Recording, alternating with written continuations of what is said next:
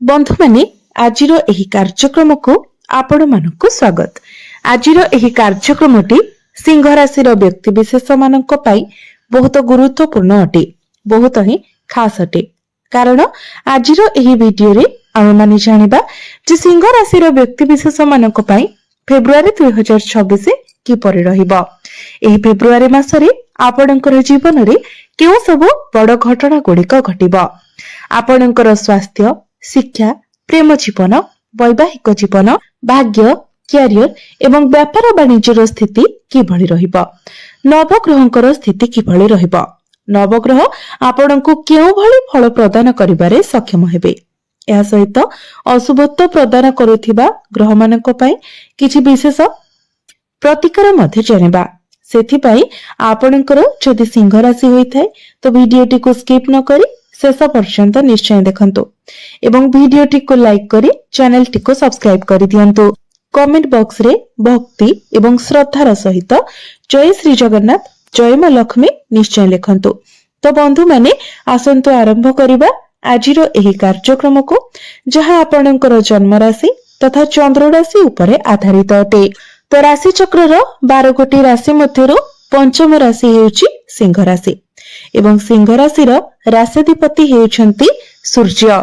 तो बंधु माने फेब्रुआरी मास आरंभ रे आपणकर कुंडलीर षष्ठ भाव रे गोचर करूछंती सूर्य। सूर्यंक सहित बुध, शुक्र एवं मंगल मध्य आपणकर षष्ठ भाव रे गोचर करूछंती।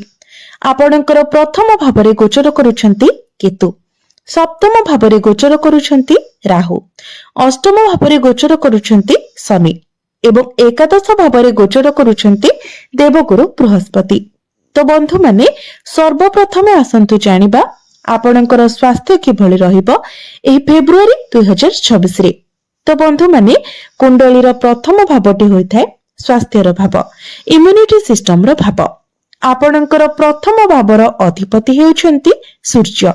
सूर्य आपणक कुंडलीर षष्ठ भाव रे गोचर करूछंती एवं 13 फेब्रुआरी को सूर्य आपणकर सप्तम भाव को चलन करिवे। तेबे बंधु माने षष्ठ भाव रे सूर्य आपणको शुभ फल प्रदान करिवे, किंतु अल्प किछि एपरि जिनिस अछि जहा प्रति आपणको टिके विशेष ध्यान रखिबार अछि। जेमिति कि कांधरी जंत्रणा, पिठीरे जंत्रणा, जॉइंट पेन एई भली किछिटा समस्या आपणकर देखा देई पारे।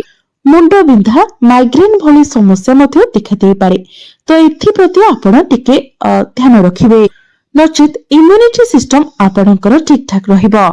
एबे आसंतु जानिबा आपणकर शिक्षा क्षेत्र किभଳି रहिबो एही फेब्रुआरी 2026 रे। तो बंधु माने कुंडलीर पंचम भावटी होइथाय शिक्षार भाव।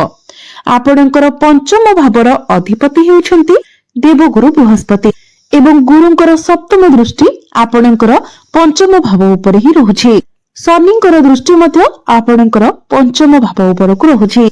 तो बंधु माने पाठ पढ़ारे आपणकर मेंटालिटी बहुत भलो रहिबो। आपणकर पाठ पढ़ारे आपणकर फोकस रहिबो। तो बंधु माने आपण मने रखंतु आपणको आलस्य ठारू दूरे रहिबार अछि एवं आल्टू फाल्टू कथा चिंता न करी आपण केवल निजर पाठ पढ़ारे ध्यान देबा उचित।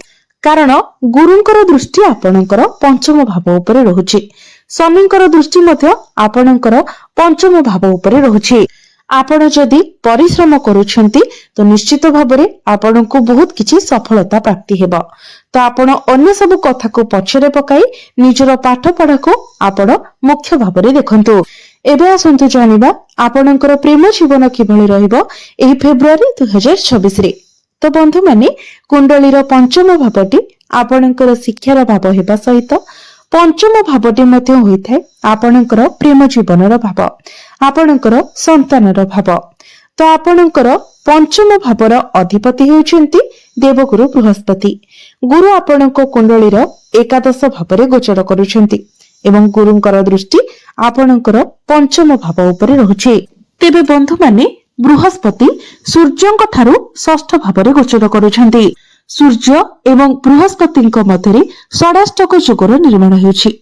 तो आपणଙ୍କ ମଧ୍ୟରେ ସବୁ କିଛି ଠିक ଚାଲିଥିଲେ ମଧ୍ୟ हठात करी छोट छोट कथा को लेकी आपणଙ୍କ ମଧ୍ୟରେ आर्गुमेंट हेबो, युक्ति तर्क हेबो, लड़ाई झगड़ा हेबो।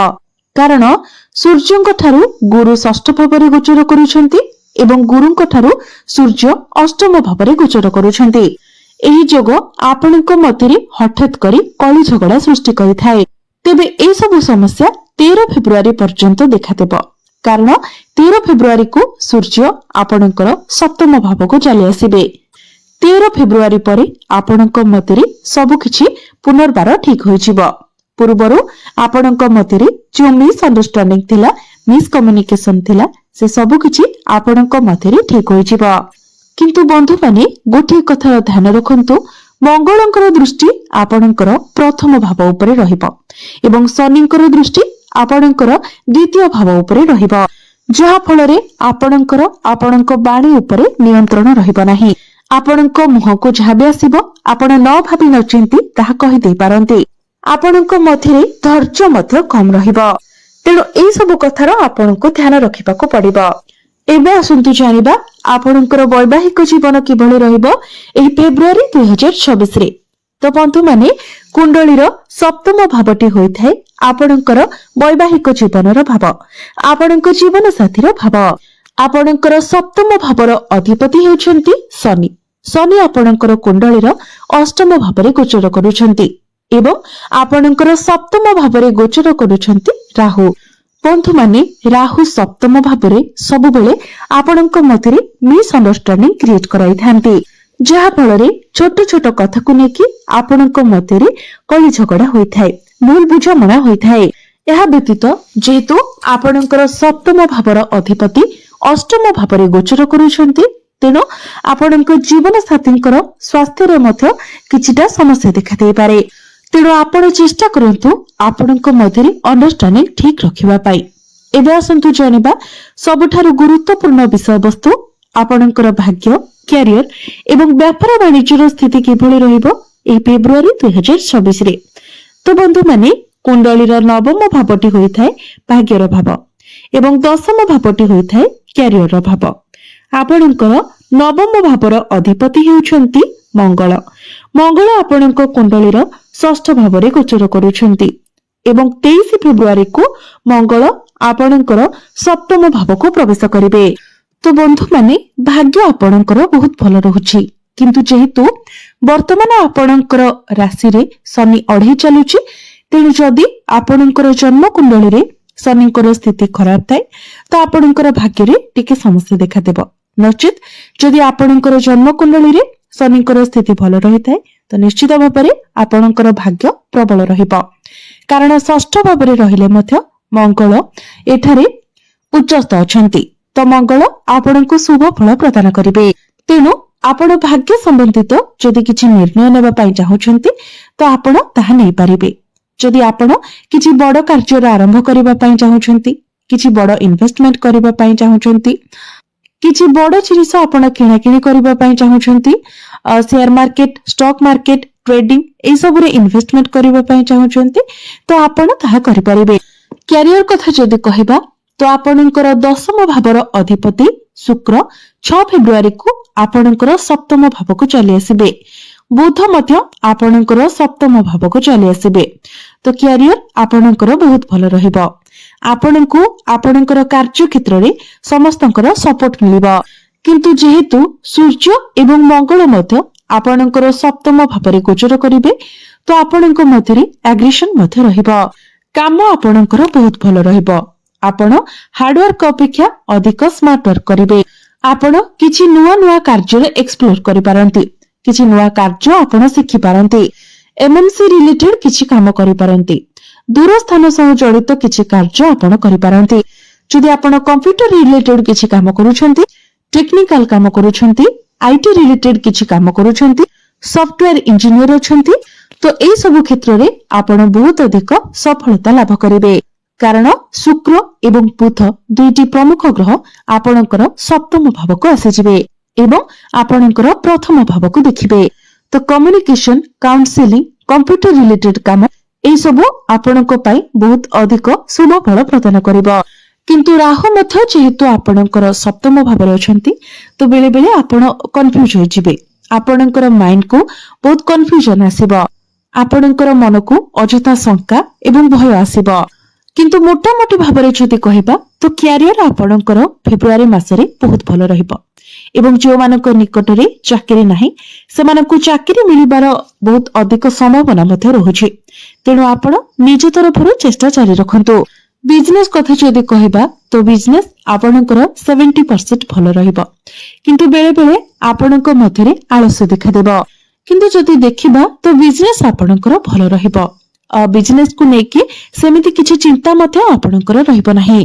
ଆପଣ ଯଦି ଆପଣଙ୍କର ବିଜନେସକୁ ଆଗକୁ ବଢାଇବାକୁ ଚିନ୍ତା କରନ୍ତି ତ ଆପଣଙ୍କ ପାଇଁ ଭଲ ରହିବ।